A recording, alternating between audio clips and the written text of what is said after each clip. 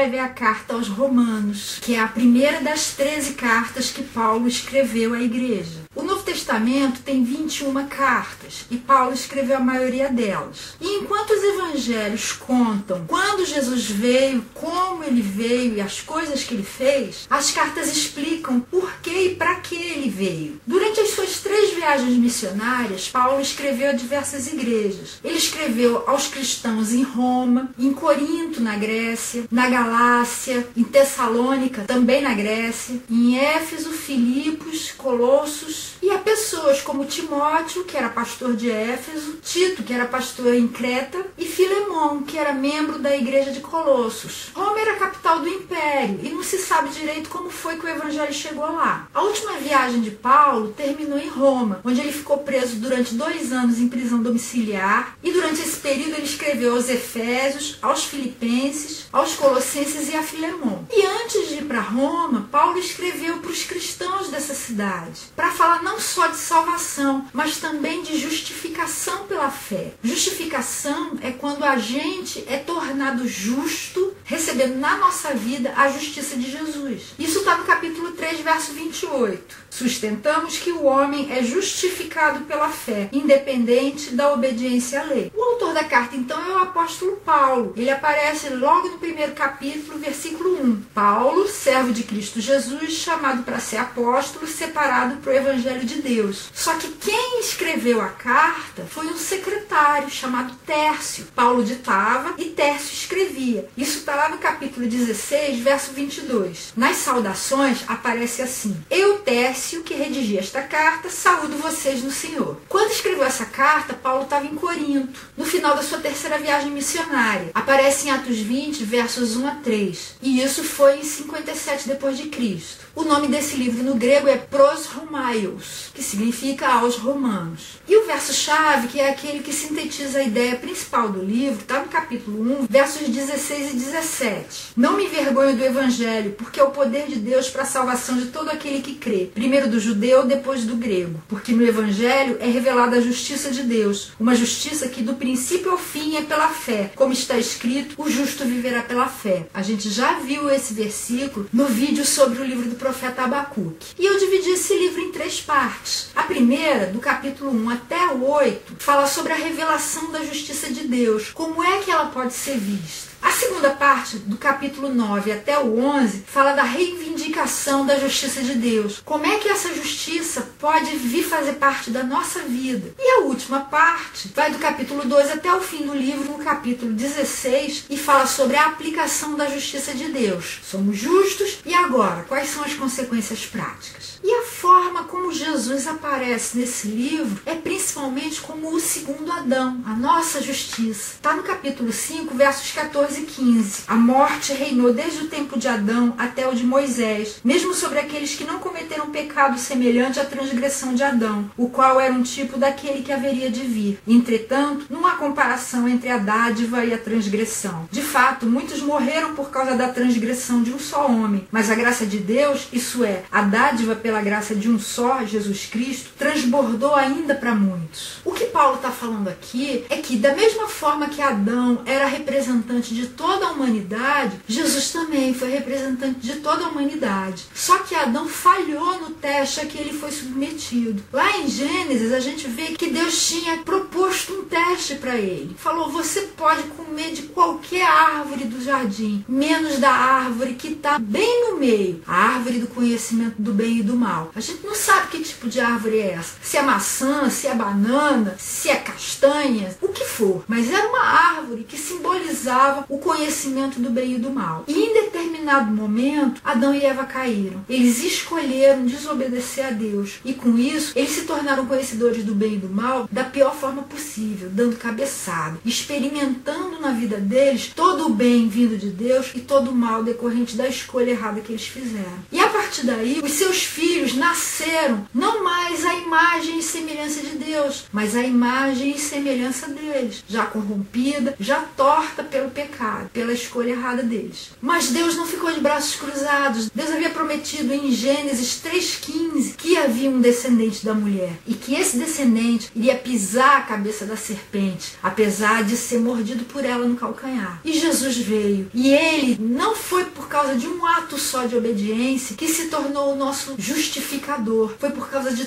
toda uma vida de obediência. Durante os 33 anos em que Jesus viveu aqui, ele cumpriu toda a lei, ele fez tudo aquilo que Deus desejava e esperava que ele fizesse. E com isso, quando ele morreu, a morte não conseguiu reter ele não tinha pecado nenhum. Ele ressuscitou, e a ressurreição de Jesus é a prova. Paulo explica isso lá em 1 Coríntios 15, é a prova de que o sacrifício de Jesus foi aceito. Ele ressuscitou e nós também vamos ressuscitar com ele. E entre as aplicações práticas, a gente tem aquela que fala que a salvação pela fé em Jesus traz paz para nós. Paz com Deus e paz com todas as outras pessoas. Olha o que está no capítulo 5, verso 1. Tendo sido, pois, justificados pela fé, temos paz com Deus por nosso Senhor Jesus Cristo. A paz com Deus é algo real. Você não precisa ter medo dele. Você não precisa fugir dele. Ele veio até você, até mim, até todos nós, se fazendo um ser humano como a gente, vivendo a vida justa no nosso lugar, morrendo no nosso lugar, para que a gente possa receber a justiça dele e com isso ter paz com o Pai. E no capítulo 12, verso 18, está escrito assim: façam todo o possível para viver em paz com todos. Agora que a gente tem paz com Deus, a guerra acabou. Por isso, você não precisa mais ver o seu semelhante como um adversário, como alguém contra quem você precisa viver lutando. Não, nós somos irmãos, nós fomos feitos reconciliadores, pacificadores por causa de Jesus. E por isso a gente pode ter paz com todas as outras pessoas também. E a segunda lição é aquilo que a gente deve fazer para que a gente possa experimentar tudo aquilo que Jesus tem para a nossa vida. Em primeiro lugar, a gente precisa saber que ele morreu por nós e nós morremos junto com ele. Está no capítulo 6, verso 8. Ora, se morremos com Cristo, cremos que também com ele viveremos. No verso 11, fala assim: da mesma forma, considerem-se mortos para o pecado, mas vivos para Deus em Cristo Jesus. A gente morreu com Cristo, mas morreu para o pecado. Ele agora não precisa mais ter domínio sobre a nossa vida,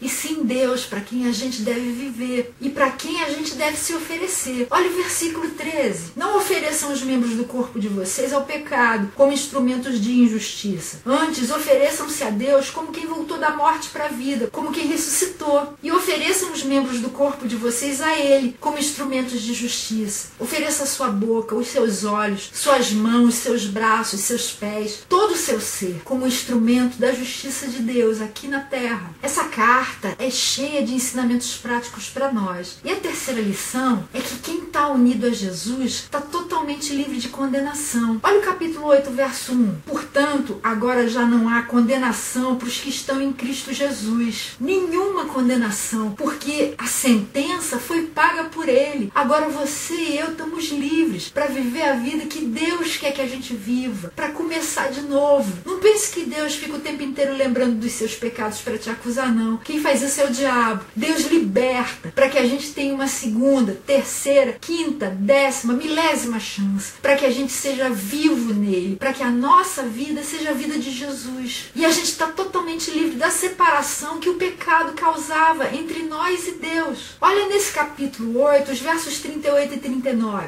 Estou convencido de que nem morte, nem vida, nem anjos, nem demônios, nem o presente, nem o futuro, nem quaisquer poderes, nem altura, nem profundidade, nem qualquer outra coisa na criação será capaz de nos separar do amor de Deus que está em Cristo Jesus, nosso Senhor. Deus nunca mais vai se separar da gente. Jesus falou: eu estou com vocês todos os dias, até a consumação do século, até o fim dos tempos. Lembra disso. Não há nenhum lugar onde você possa se esconder dele. Não há nenhum lugar onde você possa ficar separado dele e do seu amor. A quarta lição é que Paulo explica aqui na carta que nós, os gentios, os não-judeus, fomos acolhidos por Deus porque o seu próprio povo, os judeus, o rejeitaram. Por causa disso, ele se voltou graciosamente para nós. E isso é uma glória, uma felicidade para a gente. Mas a gente deve lembrar, se Deus foi duro com os judeus, ele também vai ser duro conosco se a gente o rejeitar. Olha o que está no capítulo 11, verso 21. Se Deus não poupou os ramos naturais, também não poupará você. Ele está falando que existe uma oliveira natural, uma árvore que produz produz naturalmente azeitonas. E ele chama Israel dessa oliveira. E ele fala, por causa da rejeição de Israel, nós fomos enxertados nessa oliveira e passamos a dar fruto também. Mas ele fala, Deus não poupou os ramos naturais e os cortou. Então nós que fomos enxertados devemos ter cuidado, porque se Deus fez isso com eles, vai fazer conosco também se nós virarmos as costas para ele. E a última lição é que Deus continua querendo sacrifícios, mas ele não quer mais sacrifícios mortos como no Antigo Testamento. Ele quer sacrifícios vivos, sacrifícios que são oferecidos para ele no altar, mas que continuam vivendo para a glória dele. Olha o que está no capítulo 12, no verso 1. Portanto, irmãos, rogo-lhes pelas misericórdias de Deus que se ofereçam em sacrifício vivo, santo e agradável a Deus. Esse é o culto racional de vocês. Esse é o verdadeiro culto, o culto que agrada a Deus. O nosso corpo, o nosso pensamento, nossa emoção, nosso sentimento, tudo que nós somos, corpo, alma e espírito, sendo oferecido a Deus como um sacrifício, mas um sacrifício que anda perambulando por aí, para a glória dele, fazendo coisas boas, falando coisas boas, mostrando o caminho para aqueles que estão tão perdidos quanto a gente estava antes.